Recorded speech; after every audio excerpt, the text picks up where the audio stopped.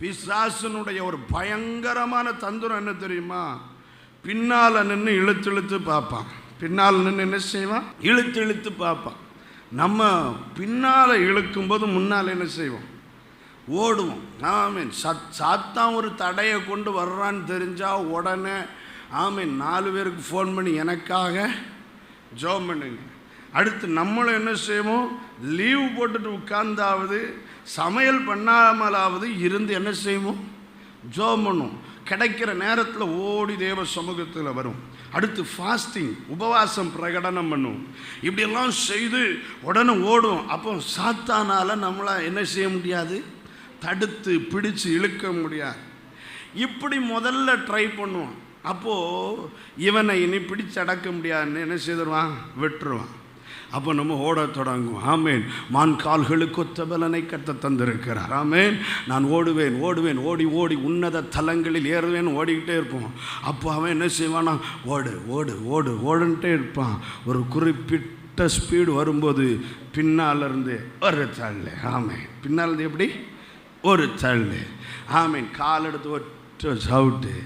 ஆமீன். இழுத்து தள்ள முடியாத அநேகரை சத்துரு தள்ளி போடுவதற்கு பயன்படுத்துகிற தந்திரம் ஓட வைத்து விழ வைப்பான்.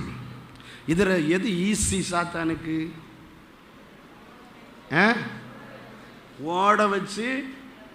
ஆமீன். சமீபத்தில் ஆமீன் கடந்த மார்ச் மாதம்னு நினைக்கிறேன், ஒரு நாள் நம்முடைய சபையில் உள்ள தம்பிமார்கள் பெரியவங்களும் கொஞ்சம் பேர் இருந்தாங்க. ஆமாம். ஒரு நாள் ஒரு கேம்பஸில் வேலை செய்துட்டு இருக்கும்போது கரண்ட் போயிடுச்சு.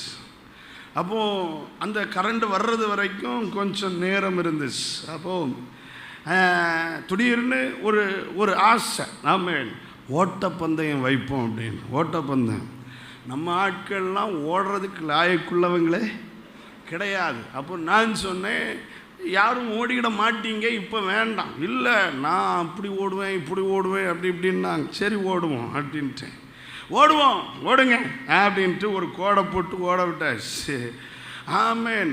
30 அடி கூட தாண்டல. தபிக்குன்னு சிலர்லாம் உருளுறாங்க. ஆமேன். இன்னும் போய் சேர வேண்டிய இடம் எங்கேயோ இருக்குது, எல்லாம் குப்புற விழுந்து கிடக்குது. ஆமேன் ஆமேன். தலைகுத்தனை விழுந்த ஆட்கள்.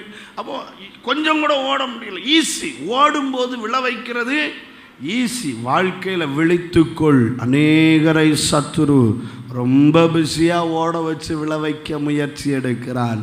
நீ விழித்து கொள்ளாவிடில் எப்பொழுது ஆபத்து வரும் என்று தெரியாது.